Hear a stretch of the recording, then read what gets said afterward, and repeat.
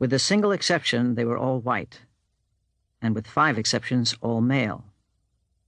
Some were brilliant, bordering on genius, others genius, bordering on madness. One had played a cello recital at Carnegie Hall, another had played a year of professional basketball.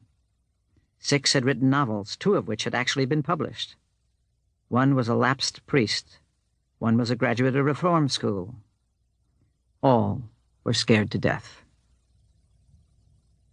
What had brought them together on this bright summer morning in 1958 was their common status as first-year students at Harvard Medical School.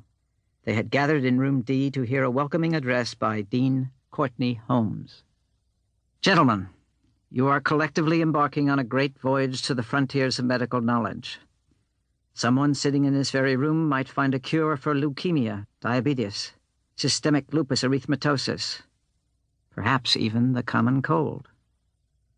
But let me disclose to you a startling secret, as humbling for me to reveal as for you to hear." He turned and wrote something on the blackboard behind him. 2 simple digits, the number 26. "I urge you to engrave this on the template of your memories.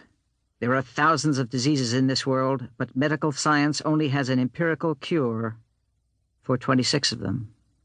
The rest is all guesswork." And that was all. With military posture and athletic grace, he strode off the podium and out of the room. Book 1, Innocence. Barney Livingston was the first boy in Brooklyn to see Laura Castellano naked. One August summer morning in the summer he turned 5, he wandered into his backyard and was saluted by an unfamiliar voice. "Hi." He glanced towards the neighboring garden. Peering over the fence was a blonde little girl who looked about his age. He felt a twinge of nostalgia for the previous occupants, because they had included a terrific punch-bowl player named Murray, and from what he'd heard, these new people didn't even have a boy. Barney was therefore surprised when, after introducing herself, Laura suggested they play catch.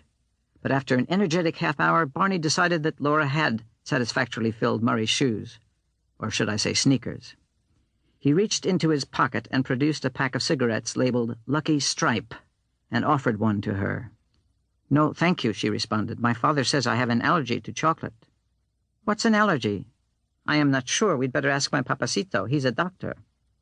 And then the inspiration struck her. "Hey, why don't we play doctor and patient?" "How does that go?"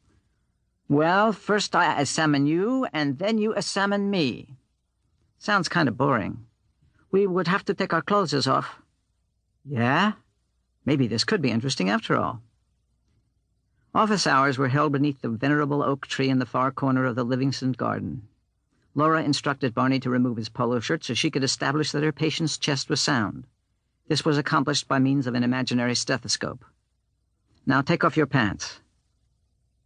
With some reluctance, he stepped out of his blue shorts and stood there in his underpants, beginning to feel silly. "Take that off, too," the young physician ordered. Laura looked him over carefully, giving special attention to the tiny pendant between his legs.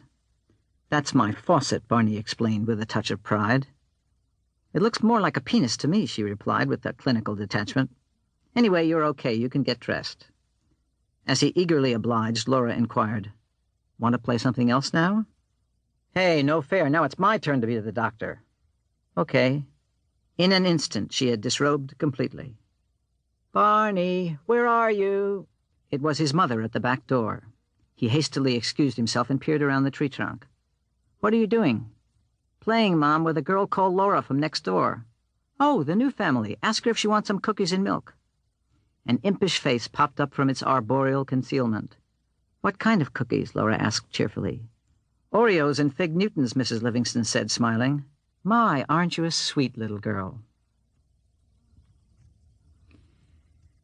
While Field Marshal Montgomery was engaging Rommel at El Alamein, back in Brooklyn, Estelle Livingston was battling to get extra meat stamps to ensure the health and growth of her 2 sons, Barney and Warren.